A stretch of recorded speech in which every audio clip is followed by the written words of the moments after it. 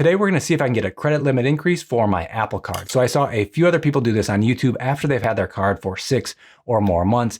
I got my card in late October, so it's been around 3.5 months. I'm not sure if this is gonna work, but I'll give it a shot and share it with all of you. If you saw my Apple Card review video from a couple months ago, you know I got the card to get this right here. So I got a new MacBook Pro, and the great thing with the Apple Card, if you're making purchases at Apple, you get 3% cash back, and you can pay for things interest-free over 6, 12, or 24 months, depending on what you're purchasing. So MacBook Pros are 12 months interest-free. So this MacBook that normally costs $2,500, I'm currently paying $208 a month, and no interest for that financing, plus the 3% cash back. The problem with getting the Apple Card and using it for this purchase was the fact that they only gave me an initial credit limit of $4,500.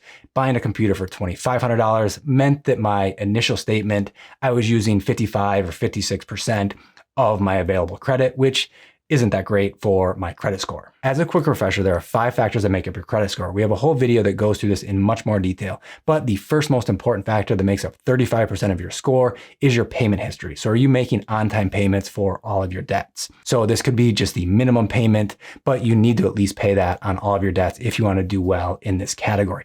Unfortunately, I had some issues here a couple years ago that's still affecting my credit score today. That's why it's in the low 700s as opposed to much higher. So make sure you're making all of your payments on time each month. The second most important factor is your credit card utilization, which makes up 30% of your score. So this matters both on an overall basis, so adding up the available credit for all of your cards, as well as your current balances, and on a per card basis. So for a great score, you want to be below 10%. For a good score, you want to be below 30%, both individually per card and overall. My Apple Card, as you know, when I initially got the card, it was around 55 or 56% for the previous month. So when they reported to the credit bureaus at the end of January or early February, it was at 48%. If I just make the $208 payment that's due, which I already did, my utilization would fall from 48% to 43%, but it could get much better if Goldman Sachs is nice enough to increase my credit limit. Now let's open up the Apple Wallet app on my iPhone. Click on the Apple Card. For more information, you just hit the 3 dots. For reference, we can scroll down and you can see the credit limit right now is $4,500. To talk to customer service, you can call, or it's just a lot easier to do through messaging. I contacted them one time before and it literally took less than a minute before I was talking to somebody.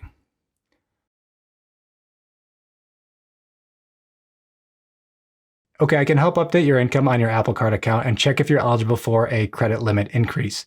Request credit limit increased, request limit increase, update your annual income to see if your Apple Card limit can be increased. Your credit will not be impacted by this request. Continue. Okay, so then they want me to add my annual income. So it says, please provide your estimated total annual income, including all sources of income to Goldman Sachs. Include shared income not earned by you that is regularly deposited into your individual or joint account. Done. Okay, please provide your estimated income, blah, blah, blah. Submit or send. Thanks, just a moment. Goldman Sachs reviews your request. Good news, your credit limit has been increased to $5,500, which you'll see right away in the wallet app. You're all set. Okay, so if we go now back to the wallet app, and let's see if it's already been updated. So yeah, you see right there, the available went from $2,500 to $3,500. And if we click here and scroll down, you can see credit limit $5,500.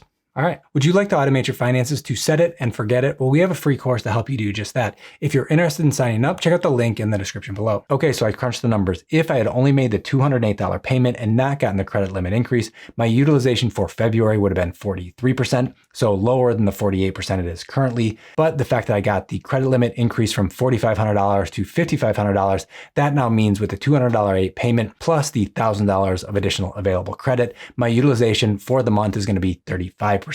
If I wanted to get that below 30%, so somewhere around say 29%, I would need to pay another $330 to go from 35% down to 29%.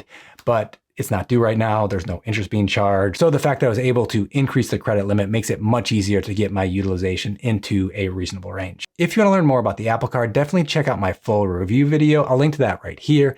If you want to see the best cashback credit cards in 2022, check out the video below. Hope to see you in those and future videos. Bye.